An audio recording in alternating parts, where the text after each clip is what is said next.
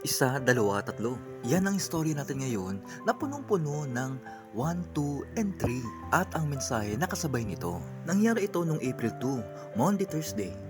Pumunta ako doon sa Antipolo. Ito, quick trivia lang. Alam nyo ba na makikita natin ang first ever international shrine dito sa Philippines sa Antipolo?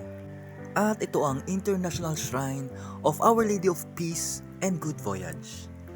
Doon ko lang din nalaman na they are celebrating 400 years of arrival and the 100 year of coronation of Nuestra Señora de la Paz y Buen Viaje o Our Lady of Peace and Good Voyage. Nagpunta ako doon para dumalo ng misa at first time kong dumalo ng isang Chrism Mass. Ang Chrism Mass ay pinapangunahan ng isang obispo na dinadaluhan ng iba't ibang pare at mga deacons. At ito ay sumisimbolo sa unity of the church. Sa araw din na ito, nagaganap ang renewal of vows ng mga pare. In general, meron tayong tatlong vows ng mga pare. Ang vow of poverty, vow of chastity, and vow of obedience. During the Chrism Mass, ay nagkakaroon ng blessing ng mga sagradong langis. Ang oil of the sick, oil of catechumens, and holy chrism.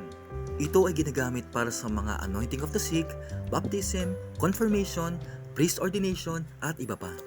Habang nandun ako sa simbahan ay may nakilala akong isang seminarista. Nabanggit niya nga sa akin na ang birthday niya ay October 10. Kung i-convert natin, October 10 is 10-10. Na parehas merong number 1 at 0. Hindi ko na nabanggit sa kanya pero sa isip ko, 1 is the first number. So, Alpha. That God is the Alpha.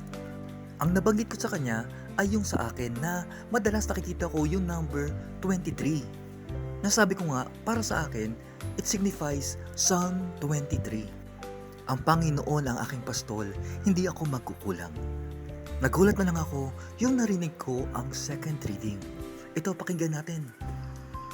Ako ang Alpha at ang Omega, wika ng Panginoong Diyos na makapangyarihan sa lahat.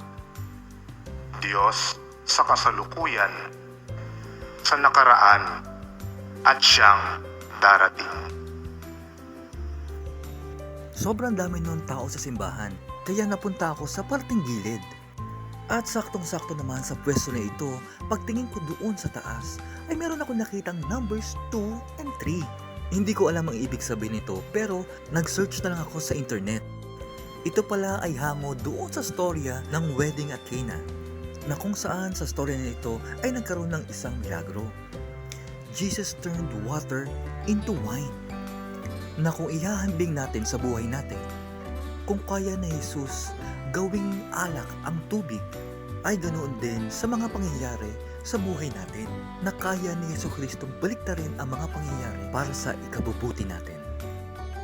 Habang ang topic natin ay patungkol sa mga mensahe na kasabay ng numerong 1, 2, and 3, laking gulat ko nung tinignan ko ang FB memories.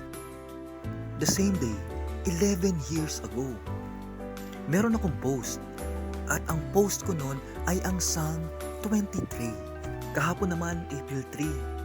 Sa hindi maipaliwanag na pagkakataon, ay napunta sa akin ang filler notebook ng nanay ko.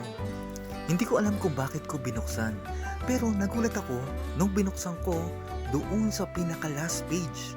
Meron ako nakita. May nakasulat ang nanay ko doon. At ang nakasulat doon ay ang mismong Psalm 23. Ang Panginoon ang aking pastol, hindi ako magkukulang.